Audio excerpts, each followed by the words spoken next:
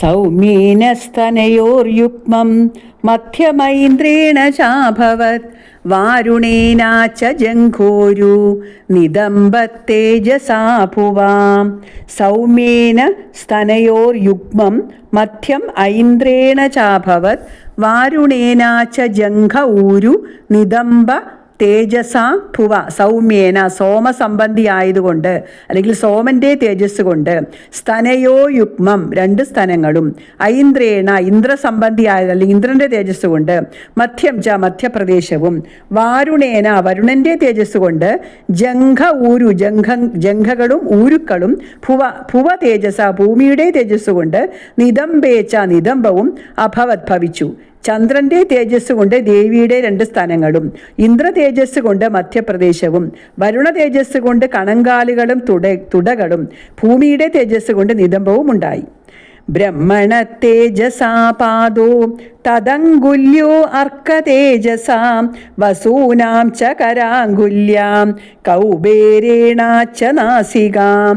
ബ്രഹ്മണ തേജസാ പാദൗ തദംഗുല്യോ അർക്കതേജസാ വസൂനാം ച കരാംഗുല്യ കൗബേരേണാച്ച നാസിക. ബ്രഹ്മാവിൻ്റെ തേജസ് കൊണ്ട്, പാദോ പാദങ്ങളും, അർക്ക തേജസ് അർക്കെന്നാൽ സൂര്യൻ്റെ തേജസ് കൊണ്ട്, തത് അങ്കുല്യ ആ കാലുകളിലെ വിരലുകളും, വസൂനാംച വസുക്കളുടെ തേജസ് കൊണ്ട്, കരാങ്കുല്യ കൈവിരലുകളും, കൗബേരേണ കുബേരൻ്റേത് കൊണ്ട് അല്ലെങ്കിൽ കുബേരൻ്റെ തേജസ് കൊണ്ട്, നാസികാച്ച നാസികയും അഭൂത് ഭവിച്ചു.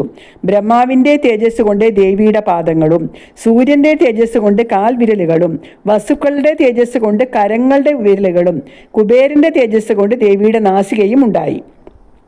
തസ്യാസ്തു ദന്താ സംഭൂതാം പ്രാജാപത്യേന തേജസാം നയനത്രിദയം ജജ്ഞേ തഥാ പാവക തേജസാം.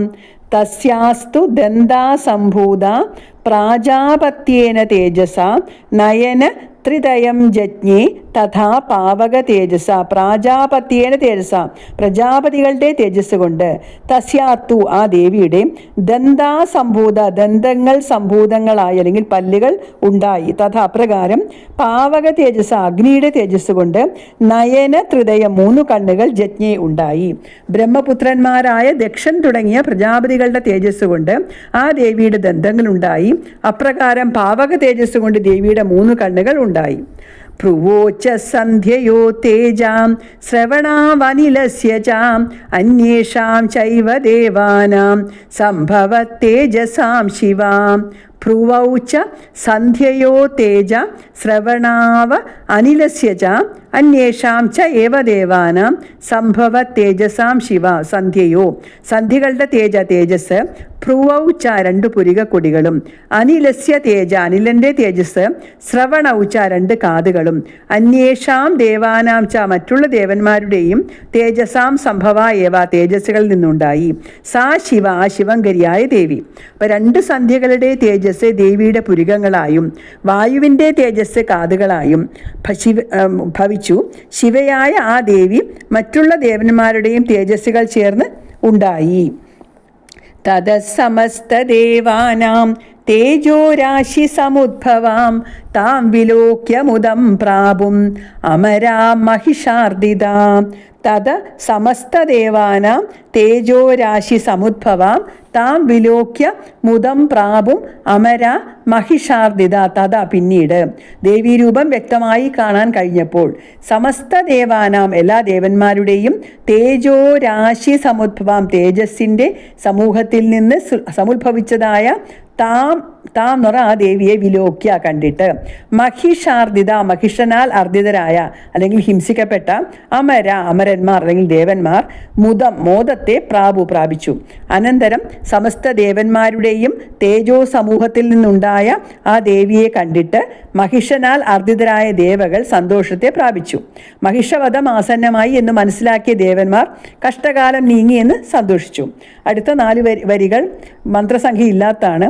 തതോ ദേവാദുത്തസ്യേ സ്വാനി സ്വാന്യായുധാനി ചാം ഊചുർജയ ജയേത്യുച്ചൈർ ജയന്തിം തേ ജയൈഷിണാം.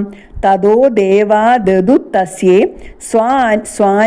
സ്വാനി ആയുധാനി ച ഊചുർ ജയ ജയേത്യുച്ചേർ ജയന്തിം തേ ജയേഷിണാം. തതോ ദേവ, ആ ദേവന്മാർ അവരവരുടെ സ്വാനി ആയുധാനി, അവരവരുടെ ആയുധങ്ങൾ ദേവിക്ക് കൊടുത്തു.